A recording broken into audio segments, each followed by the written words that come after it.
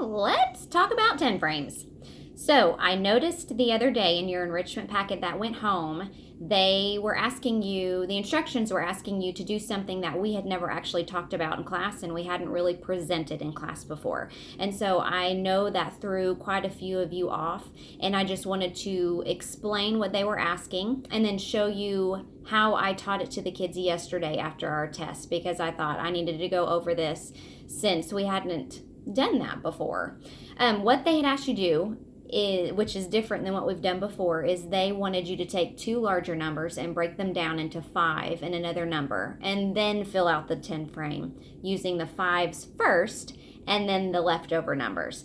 And so it was kind of confusing because, like I said, we'd never talked about it before. So this is what you would have seen on your enrichment packet. So they would have given you 2 10 frames and then 2 numbers, and they wanted you to break it down. And so what I did with the kids yesterday is I said, let's take 7, for instance.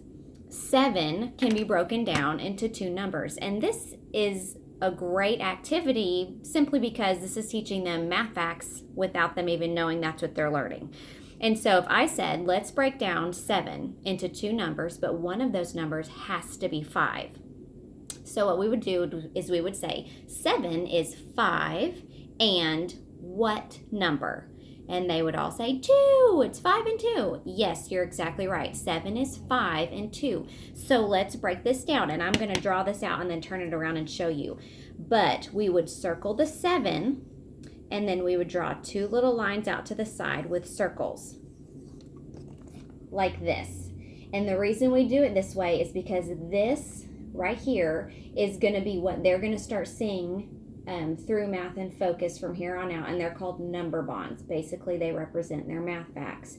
So 7 is at the top because that's the number we're breaking down, and we're breaking it down into 5 and 2. So this is how we wrote it out. 7 is 5 and 2. Then we moved on to 9, and I said, okay, we're going to do the same thing with 9. What is 9? 9 is 5 and what number? And they would say 4. They all got it just like that.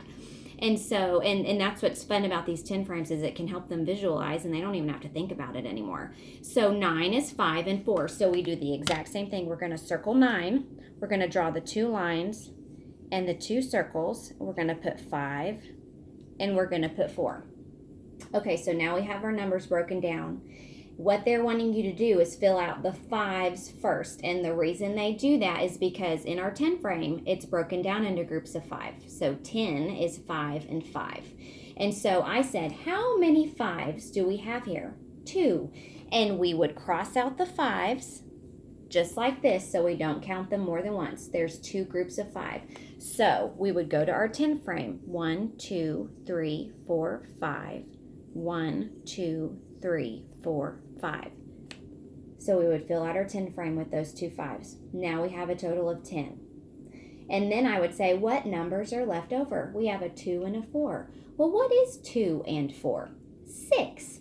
So we're going to cross out the 2 and 4, and now we know we're going to fill out the rest with 6. 1, 2, 3, 4, 5, 6.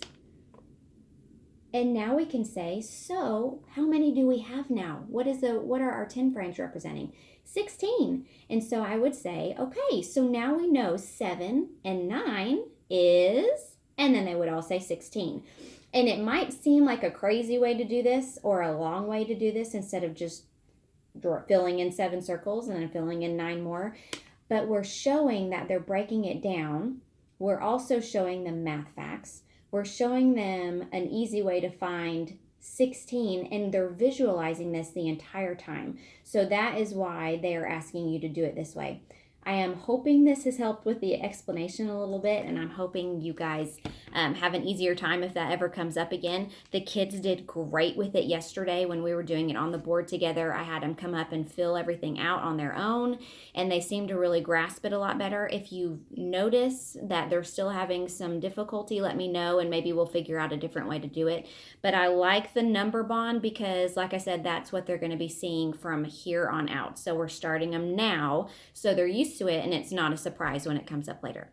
Anyway, like I said, if you have any more questions, let me know, and thanks for watching. Bye-bye.